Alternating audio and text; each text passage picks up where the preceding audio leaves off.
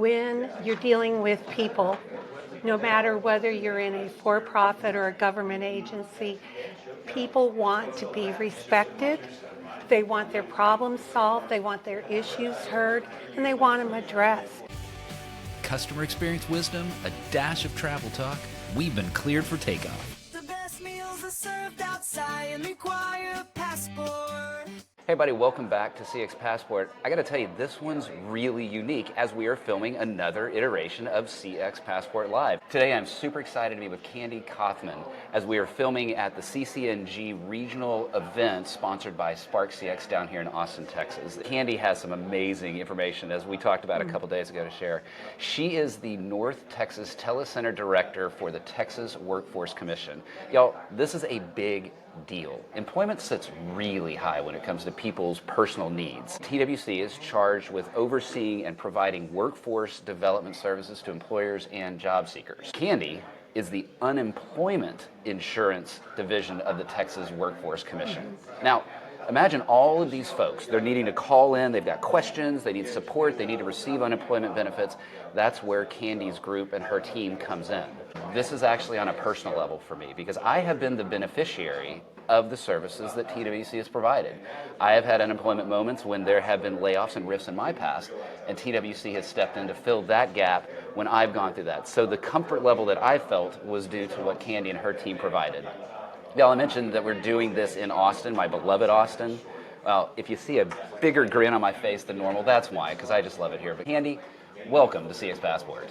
Thank you. I'm so glad to be here. This is exciting to speak to the person that's kind of behind some of the things that I've experienced in my life. And that's one of the things that's really different about your world. You come from it's a government agency. This isn't about profit. This isn't about maximizing ROI or anything like that. This is a government agency that we're talking about. How does that change your approach to customer experience? When you're dealing with people, no matter whether you're in a for-profit or a government agency, people want to be respected. They want their problems solved, they want their issues heard, and they want them addressed. Yeah. That does not change. That's exactly what we do. What I love is how you're calling that out as just, hey, look, the basic theme. It doesn't matter if we're talking about Zappos, Chick-fil-A, American Airlines, or Hilton. It doesn't matter.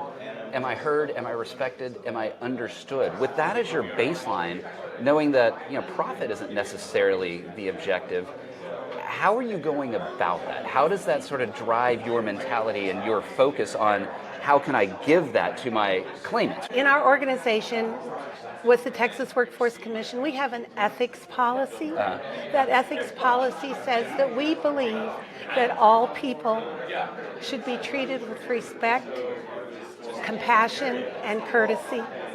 And there's the basis of where we start. You know why I'm smiling? We could stop the episode right here and say, hey, every single customer contact center out there, put that in your ethics statement. If you do that, then you will have like the ROI that we were talking about here for a for-profit sense. Let's talk about that respect, because we hear the word empathy come up a ton when we talk about relationships with a customer, especially in the contact center. This really matters when we're talking about job transition. This is high on that personal needs thing.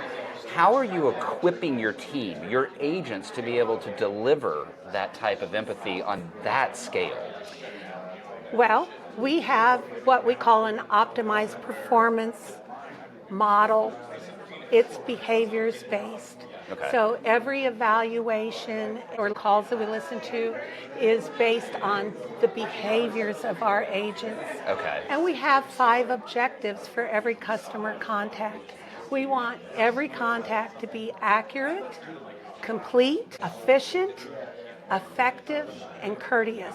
You start there and then build into the behaviors that we're looking for. One of the behaviors on our list that we look at is acknowledging and empathy. So you talked about how stressful it is for people to lose their job and to come to us. They come to us with fear, anxiety, sometimes anger. Yeah. The first thing we have to do before we do any business transactions is to acknowledge that emotion that they're expressing to us and provide an empathetic statement to them so they know we hear them, we understand the pain that they're having, and then we explain, inform how we're going to help them through this transition that they have.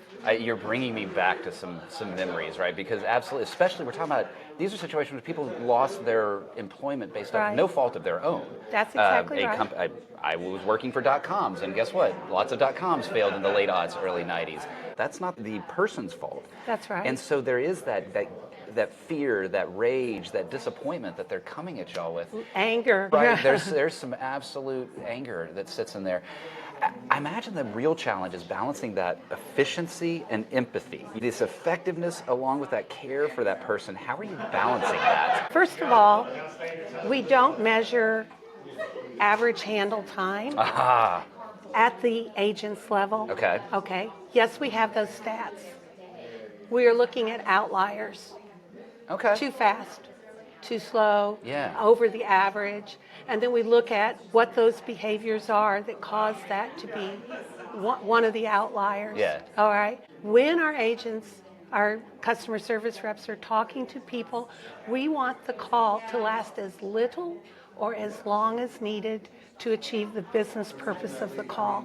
That's all we want them to focus on. We don't want them thinking, oh, this call's been going on, X minutes, I got to cut it off. Because when you cut it off, you're going to lose in effectiveness, efficiency. You're going to lose courtesy, perhaps. You might not be as accurate or complete. Yeah. We don't want them thinking about time. We do want them thinking about efficiency Yeah. and keeping to the business purpose of the call, but yet meeting the emotional needs and the transactional needs that this call requires. This is your captain speaking. I want to thank you for listening to CX Passport today. We've now reached our cruising altitude, so I'll turn that seatbelt sign off. While you're getting comfortable, hit that follow or subscribe button on your favorite podcast app so you'll never miss an episode. Love it if you'd tell a friend about CX Passport. Leave a review so others can discover the show as well. Now, sit back and enjoy the rest of the episode. Candy, you were talking about empathy there. And we were talking about the emotions associated with it, that there was rage, there's anger, there's fear, there's all that. And I know you can't tell specific stories, right? These are confidential things. But have you had examples where an agent has really been successful at turning the situation around? Actually, I'm pleased to report we see this every day. We see them in terms of kudos. Yeah. And people really want to share. They want to reach out and say, when I first called, I was in an emotional state. But your representative took that emotion and turned it into a positive experience for me, where in the end of the call, I didn't have that emotion. I felt supported. I felt informed. And they were so nice and courteous to me. It was the best experience I had. It was unexpected. Yeah. And so we see this time and time again.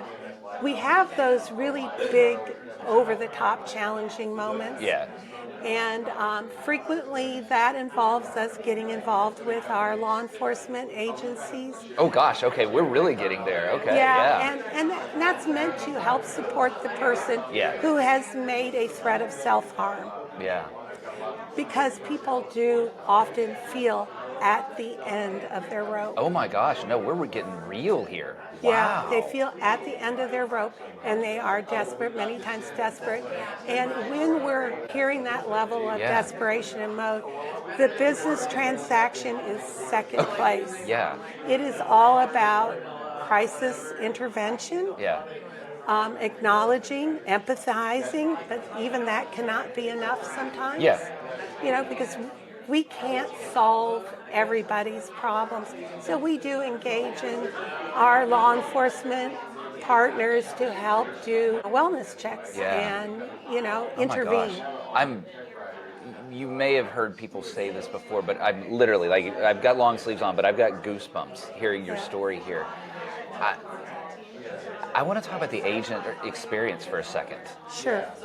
how do you equip an agent who is being told on the other end of the line that someone is considering self-harm to that degree, then also after that moment, what does that look like from an agent perspective? Well, first of all, I'm proud to say that our agents are feeling human beings who genuinely care. Yeah.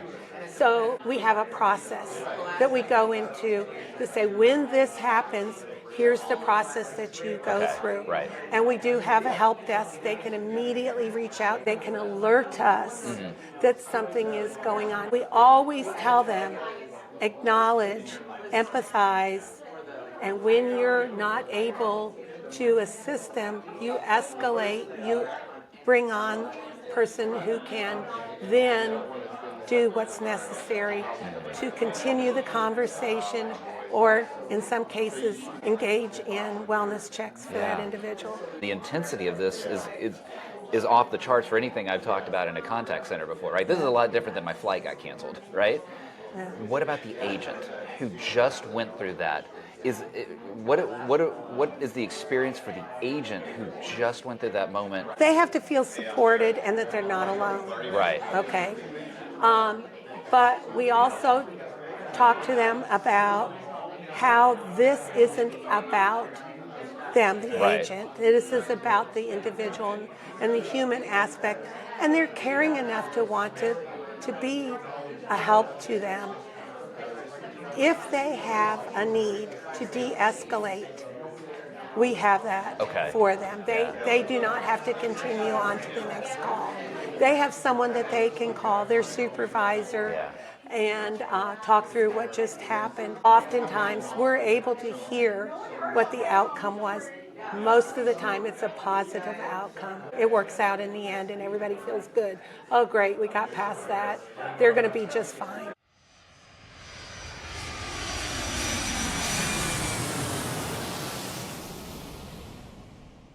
Candy, I don't know any way that I can bridge from that to this, but that idea of de-escalation and the providing the space for the agent to do that, that's something a lot of companies need to hear. Now, in travel, and I promise you, I am not equating travel to what we just described there, but we've had some travel situations. You travel internationally, and it's nice to take a break. So I want to invite you to take a little break here, stop down in the first class lounge. We'll move quickly here and have a little bit of fun. Okay. What is a dream travel location from your past? I just came back this past fall from Edinburgh, Scotland. Ooh, nice. I love Edinburgh. It's a wonderful, diverse, worldly type of city.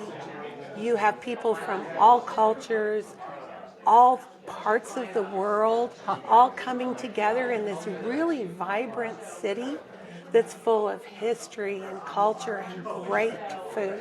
Oh, I love that. Okay, so you said everything that I enjoy, the wideness of the cultures, you talked about the food. I love hearing that story and want to get there. I've never been to Scotland. What is a dream travel location of yours that you've not been to yet? And this one's coming up. I'm an international ballroom competitor that I do for fun. Okay. CX Passport listeners, have you ever heard of anyone in that situation? This is awesome. How cool. Okay. Yeah, so I'm going to Iceland this fall. I'm really looking forward to experiencing Iceland and all the wonderful things that it has to offer as well. What a gateway, though, that it's the international ballroom dancing that gives you this access to all of these things. What a fun world to be a part of. You mentioned that Scotland has great food. What is a favorite thing of yours to eat? Well, I'm from Texas. Yeah. Okay. All right. I love my Tex-Mex. There it is. Yeah. Excellent. Love the nachos, the fajitas, sour cream chicken enchiladas, and of course, top shelf margaritas. There it is. Okay. My wife and I, Clancy and I, just had a little Tex-Mex last night, so I can understand. Nothing like it in the world. There's something about when it gets cold that all I want to do is eat a good old Tex-Mex menu. What about the other way? What is something that you were forced to eat growing up, but you hated as a kid? That's an easy one. First, I got to tell you a little bit about my background. Okay, good. I was raised on a farm. All right. Everything that came onto our table, we grew or raised. Like our meat was our own cattle and chickens and hens. Right. My dad insisted that every part get eaten. Oh my. Okay. There was the worst meal we've ever had was boiled cow tongue. And we could not leave the table. She boiled it. She didn't skin it. She didn't pickle it. She boiled it, and we cut it and had to eat it. And it was worth, I could never get it swallowed. I've had a lot of answers to that one. I don't think I've ever heard cow tongue, and Cow I've never tongue, heard really that bad, description. I the can way see- that my mom prepared it. Well, I can't think of any way for it to be prepared that I'd want it. Candy, I'm sorry, we're going to have to leave the first class lounge here, but you've done a ton of travel. What is something, not including your phone, not including your passport, that you will not leave home without? That is so easy. Comfortable shoes. I learned the hard way. I was on an overnight train to Rome. I accidentally left my walking shoes behind. I was going to the Vatican, so I got dressed up on the train, forgot the shoes. I had to walk everywhere in Rome in uncomfortable shoes. Oh, not a good My no. feet were killing me, literally killing me. I was in tears and groaning. Never, ever leave without comfortable shoes.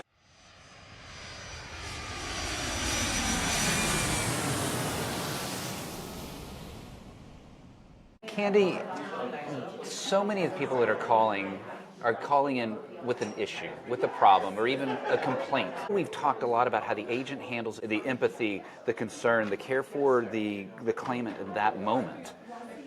What do y'all do with complaints in general when it comes to the insights around the experience that the claimant or the employer that they're having? Well, first of all, it's important to understand that as a state agency, the Texas legislators have told us that every complaint must be registered and investigated. We say we take your complaint seriously and we are going to address it. So the process that we go through is to register the complaint, find out the details about their complaint, and then we investigate it. Many times it's about a transaction that took place. Now, the basis of their complaint may be that they're just unhappy with the process. Right. But they'll generally complain about whoever they were talking about. Right. So our first job is to investigate, to listen to the call, and then to identify whether or not our representative met the objectives of the call, and if their behaviors during that call were appropriate or outside the range of our tolerance. Okay, so there's an understanding and we're going to evaluate this inside the parameters of that call. What about outside of the call? Let's say that there's 50 of the same kind of complaint. Right. I have to imagine one of the challenges that y'all have is what you just said. You're inside an agency that is created at a legislative. This is a legal construct. This is a regulatory construct. Right. How do you go about these sort of macro improvements or macro understandings of the process when you live in such an environment that it is the legislature that decides what you do and what you don't do? Every complaint is ruled either valid or invalid. If it's ruled valid, it has a category that is set by the legislator that we report on. Okay. Okay. All of that information is fed up through our organization, and within our own organization, we're looking at that. The Texas legislators also look at that, and we're always looking for process improvement. Okay. Sometimes they're just going to complain because they don't like the rules Right. or the laws that govern what they're required to do. And that's something we can't control, but we can help inform throughout the process so they understand the why behind the what. What are we requiring and the why that we have to require it. Andy, I have to imagine that there can feel sort of not a constraint necessarily, but a recognition that, look, we can do this, we can't do this. How do you go about working towards an improvement for the experience that your agents have or that your claimants have? Some of the things are completely outside of our control, right? Things that are within our control are centered around the experience, either the employer experience, the claimant experience. Some of those can be improved through technology. Yeah. Okay. My focus is on the customer experience side and working with our staff to help them deliver a better customer service experience. First of all, we must help our staff through their skills development, through their progression and knowledge of the program, and the skills that they bring intuitively as human beings to do better in communicating with other human beings. And that's my focus. That's what we work on, is the customer experience. We're going to end it right there, because that focus of their intuitive ability as a human to help another human, especially in the context that we're talking about, a human who is going through, by definition, a crisis. They are not dealing with TWC unless there is something that they are dealing with that is a serious impact. Candy, this was a real unexpected treat for me. Be able to go through this conversation. I didn't know what it would be like to talk to a contact center that lived in such a regulated environment. I also did not expect to have you reveal the intensity to the depth of the calls that your agents are having to experience. That is something that there's a lot of contact centers out there that may think they're dealing with really serious issues. Like the seriousness that you're talking about, this is real, this is life and death, and it actually deeply matters, and it has spoken to me, and I know it will speak to the listeners and the viewers for what they've learned out of you today. Candy, thank you for being on CX Passport. You are so welcome. It was my pleasure.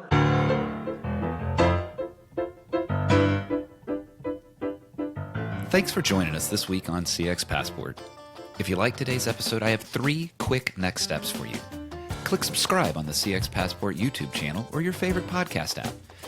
Next, leave a comment below the video or a review in your favorite podcast app so others can find and enjoy CX Passport too. Then head over to cxpassport.com for show notes and resources that can help you create tangible business results by delivering great customer experience. Until next time, I'm Rick Denton, and I believe the best meals are served outside and require a passport.